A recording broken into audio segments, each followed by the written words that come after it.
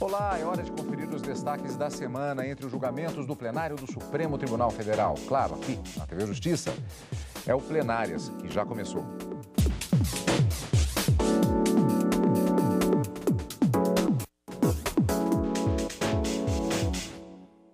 Hoje, com os principais momentos das sessões dos dias 21 e 22 de novembro de 2018. Karina, semana marcada pelo início de diversos julgamentos, temáticas muito variadas e que acabaram sendo marcadas também por debates muito interessantes e a perspectiva que criam para as próximas sessões com a continuidade desses, como já disse, interessantes julgamentos. Interessantes e complexos, como toda a discussão que acaba chegando ao Supremo Tribunal Federal. Na quarta-feira, 2 julgamentos foram suspensos para retomada de julgamento, um em razão de um pedido de vista e o outro por sugestão do próprio ministro-presidente para que fosse dedicada uma sessão toda para a discussão, mas envolviam aquele mesmo assunto que na semana passada havia já sido iniciado e que essa semana foi proclamado o voto do relator envolvendo a constitucionalidade ou não, a extensão ou não daquela atividade, aquele risco adicional para a atividade de pessoas que trabalham nos portos, mas na condição de trabalhador avulso, porque aos permanentes já é dado esse adicional de risco. Mas a discussão toda envolve esses trabalhadores que realizam a mesma atividade, a mesma função, estariam expostos aos mesmos riscos, mas que não têm direito ainda, e essa é a grande discussão, sobre esse risco de atividade. Julgamento suspenso em razão de um pedido de vista. Um outro julgamento que foi iniciado, mas com probabilidade de retomada em outro, por sugestão do próprio ministro-presidente, é sobre a constitucionalidade do indulto natalino de 2017, que foi questionado pela Procuradora-Geral da República, considerando que alguns dos benefícios trazidos nesse indulto seriam inconstitucionais. Uma discussão também que deve ser retomada mais à frente.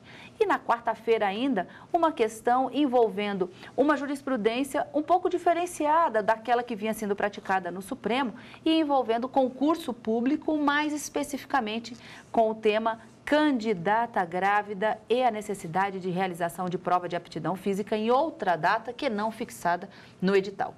Esse julgamento foi concluído num recurso extraordinário de repercussão geral reconhecida que a gente vai comentar ao longo do programa.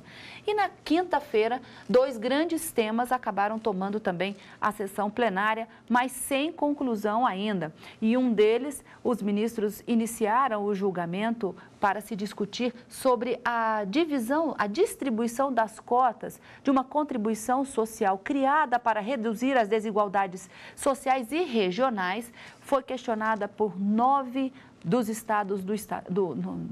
estados da região Nordeste e envolvia a contribuição chamada Salário Educação e a sua forma de distribuição feita pelo FNDE, o Fundo Nacional de Desenvolvimento à Educação. Até agora, só o ministro relator votou porque o ministro Alexandre de Moraes pediu vista, um outro tema que deve ser retomado no plenário também. E um outro caso envolvendo a expulsão de um estrangeiro que alegava que, por ele ter um filho brasileiro, né, ele dependeria da sua condição, na verdade, a sua subsistência, a sua sobrevivência, a dependente econômica, social, afetiva também, dependeria dele, que, portanto, não poderia ser expulso. Está sendo questionado aqui no Supremo uma decisão do STJ que teria impedido a expulsão pelo governo brasileiro desse estrangeiro da Tanzânia, mas o julgamento também foi suspenso em razão do pedido de vista do ministro Gilmar Mendes. Vários temas complexos, mas vários deles também com temas propostos para retomada no plenário do Supremo, em razão desses pedidos de vista, é o que nós vamos comentar aqui no plenário. Então, vamos fatiar os assuntos da semana. Então, vamos começar com a sessão da tarde desta quarta-feira. Só para lembrar que, na semana passada, o plenário do Supremo Tribunal Federal começou a julgar o recurso extraordinário em que se discute a possibilidade de conceder adicional de risco aos trabalhadores portuários avulsos. Naquela ocasião, após a leitura do relatório pelo ministro Fachin, foram ouvidas as sustentações orais dos representantes das partes e dos chamados amici curiae, os amigos da corte, que não são parte no processo, mas têm informações relevantes a serem apresentadas aos juízes. Já nesta semana, houve a continuação deste recurso que foi interposto pelo órgão de gestão de mão de obra do Serviço Portuário Avulso do Porto Organizado de Paranaguá e Antonina, para questionar acórdão do Tribunal Superior do Trabalho, o TST, que garantiu o pagamento do adicional de 40% previsto em lei para os trabalhadores avulsos que atuam na atividade portuária. Vamos ver como foi a continuidade desse julgamento esta semana. Um pedido de vista do ministro Marco Aurélio suspendeu o julgamento sobre o pagamento de adicional de risco a trabalhadores avulsos portuários. Até o momento, 7 ministros votaram e todos indicaram que o benefício deve ser garantido, já que os profissionais trabalham nas mesmas condições dos funcionários com vínculo empregatício. Se há pagamento do referido adicional de riscos, como direito do trabalhador portuário com vínculo permanente, que labora em condições adversas, esta previsão, em face das disposições constitucionais já referidas, também deve ser reconhecida aos trabalhadores portuários avulsos, porque submetidos às mesmas condições adversas. Assim, a isonomia expressamente designada pelo legislador constituinte originário para os trabalhadores avulsos deve nortear tanto a interpretação autêntica conferida pelo legislador ordinário, quanto o que vem expressamente nas leis 8.630 e 12.815, a primeira de 1993 e a segunda de 2013, em relação à interpretação constitucional que esta Suprema Corte, em meu ver, pode e deve conferir ao regime dos trabalhadores portuários avulsos. Ademais, e por derradeiro, a norma constitucional tem nítido caráter protetivo da igualdade material. O tema não se subsume a um debate de igualdade formal, mas sim a proteção da igualdade material entre categorias de trabalhadores com vínculo e os avulsos, de forma que se o adicional de riscos é devido ao trabalhador com vínculo, seja servidor ou empregado, também é devido ao trabalhador avulso que esteja laborando nas mesmas condições.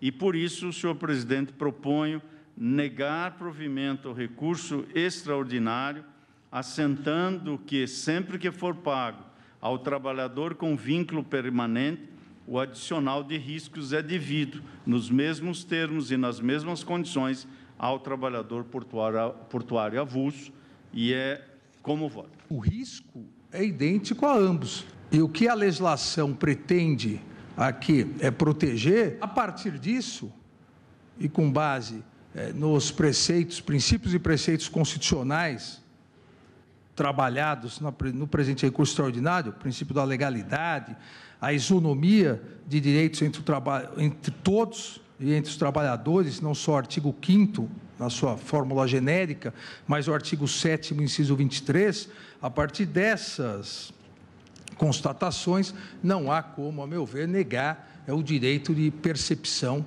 do adicional de risco em virtude tão somente da diferença de vínculo. Então, acompanho o ministro relator, só faria uma complementação, e aí no momento se eventualmente for a posição majoritária, no momento da edição da tese, eu só complementaria para que não, a meu ver, no meu posicionamento não houvesse nenhuma dúvida, que, aqui, aspas do eminente relator, sempre que for pago ao trabalhador com vínculo permanente o adicional de riscos é devido, nos mesmos termos, ao trabalhador portuário avulso que exercer as mesmas funções e sob as mesmas condições. O princípio de da isonomia previsto na Constituição, aliás, universalmente reconhecido, deve e pode e deve sim aplicar-se àqueles que trabalham exatamente nas mesmas condições.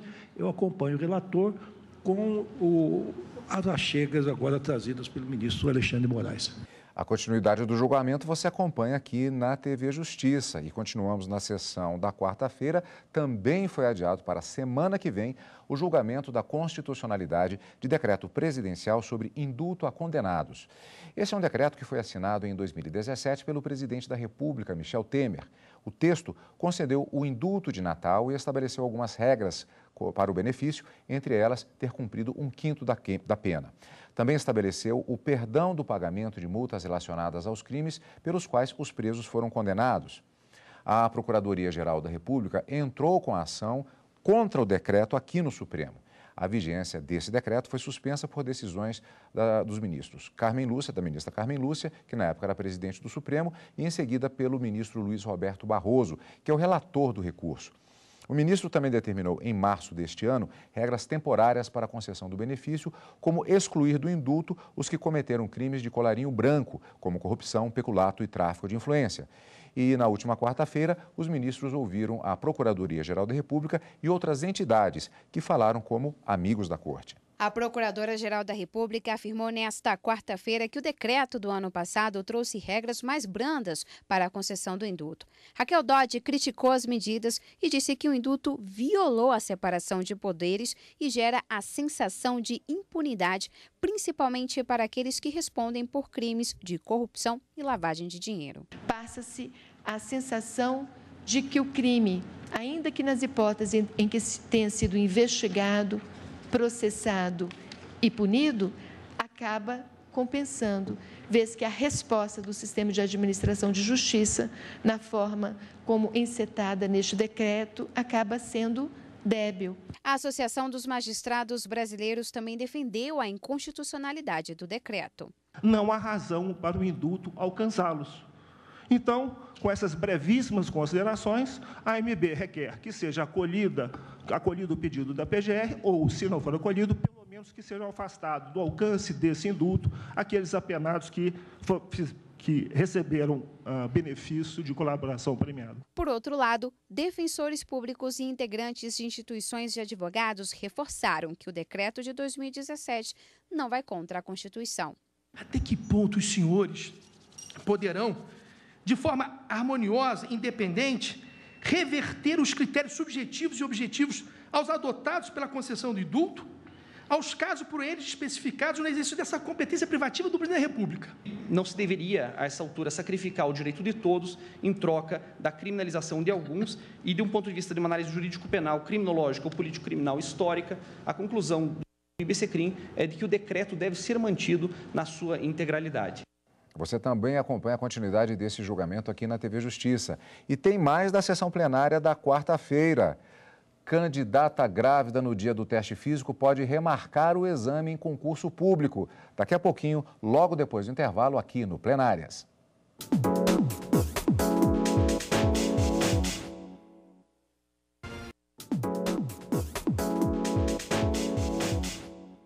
Plenárias está de volta com os destaques da semana no plenário do Supremo Tribunal Federal.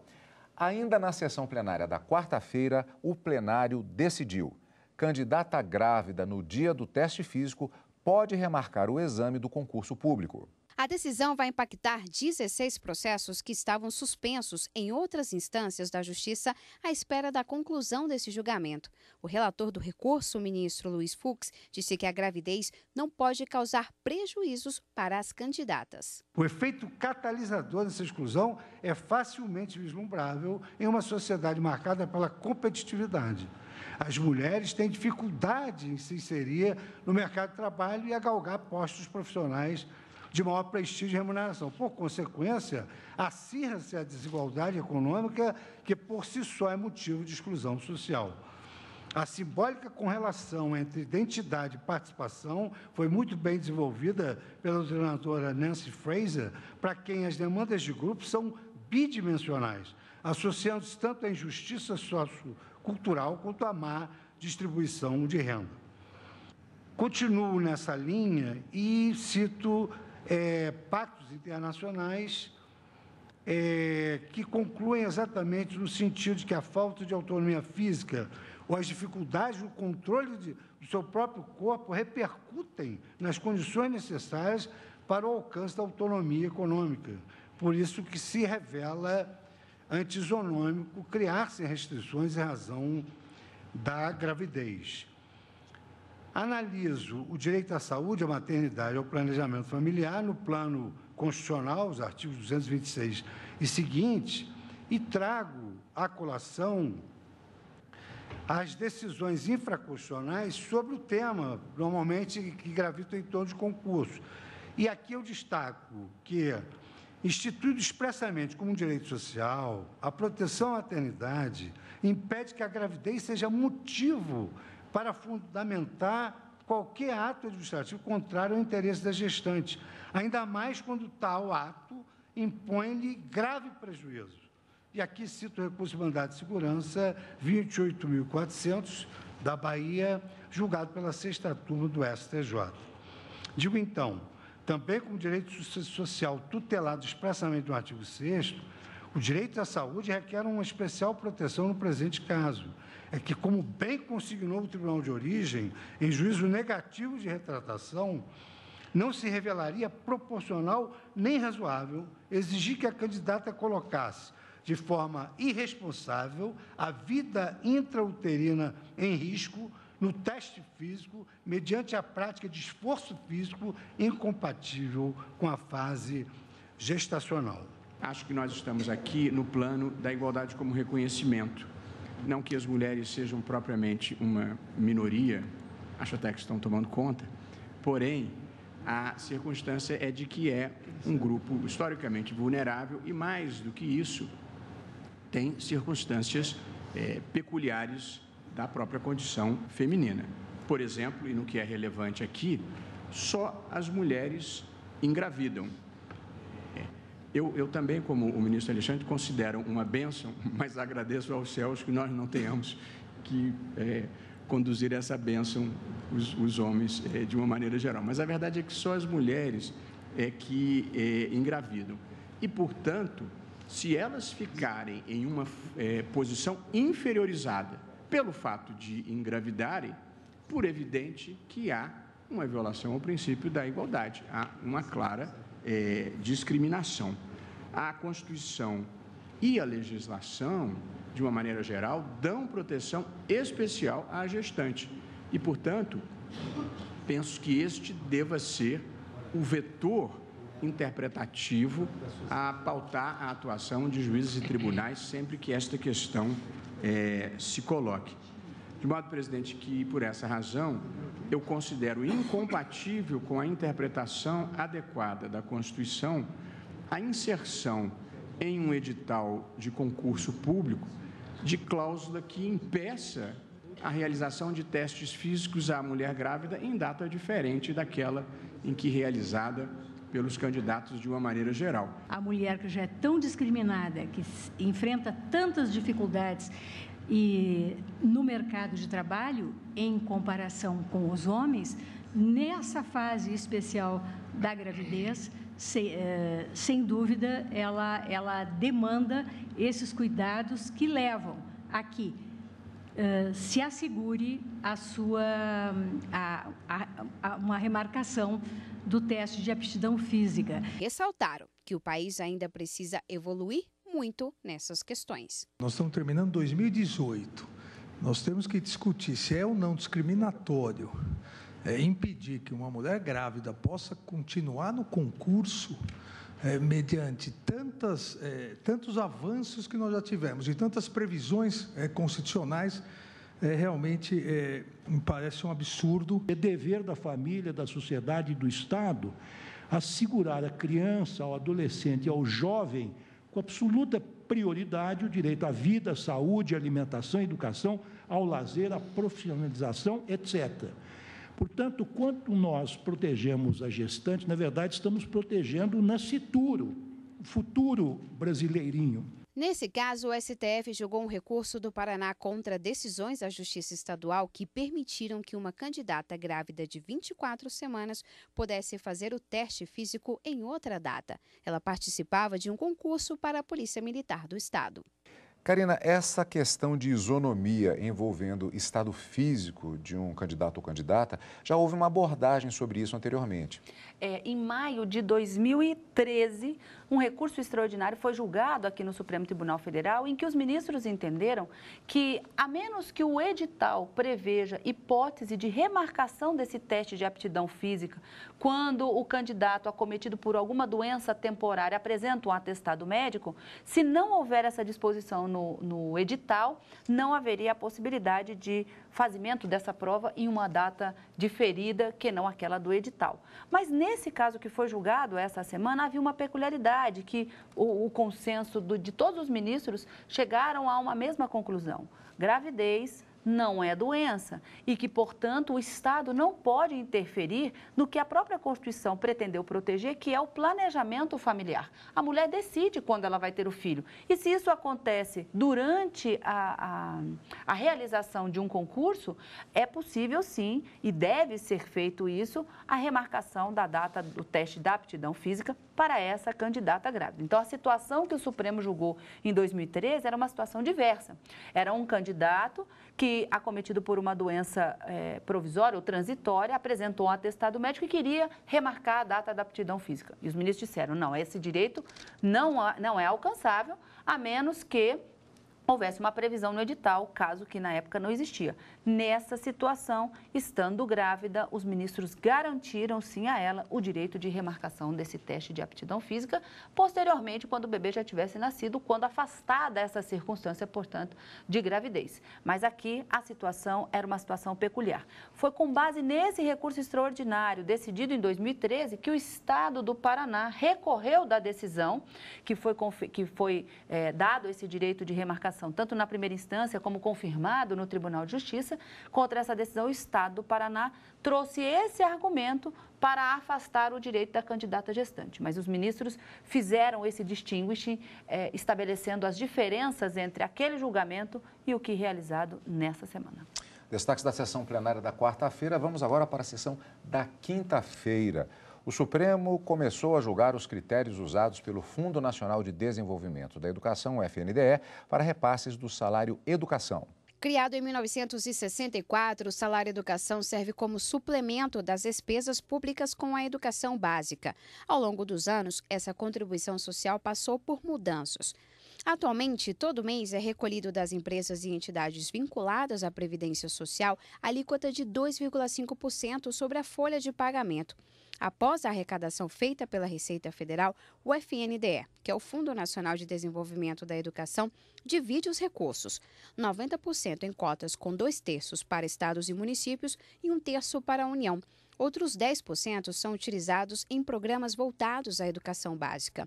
Pela lei, 2 critérios prevalecem no repasse: número de alunos matriculados e a fonte de arrecadação. No STF, o Procurador-Geral de Pernambuco defendeu hoje que a distribuição desses recursos deve ser mais justa e levar em conta apenas o número de alunos matriculados em cada município.